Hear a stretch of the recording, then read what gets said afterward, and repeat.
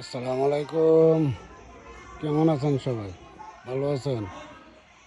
আমি চানপুর মদিনাতুল উলুম ফুরকানি মাদ্রাসার মাঠ থেকে প্রত্যেককে স্বাগতম জানাই। আশা করি সকলে ভালো আছেন। গাছ লাগাইলাম 2 বছর হইল, কাঁঠাল গাছ। ইনশাল্লাহ গাছ তো বড় হয়ে গেল, আর অপেক্ষা 1 বছর। তারপরে মনে হয় আমরা কাঁঠাল পাবো। প্রত্যেকটা গাছ সেই করে দাঁড়িয়ে আছে। ইনশাল্লাহ সবাই দোয়া করবেন মাদ্রাসার জন্য, মাদ্রাসার গাছটার জন্য। গাছটা যাতে অতি শিগগিরই বড় হয় এবং ফলন যাতে আমরা পাই, বুঝছেন? আশা করি ভালো থাকবেন, সুস্থ থাকবেন, দোয়া করবেন। আল্লাহ হাফেজ।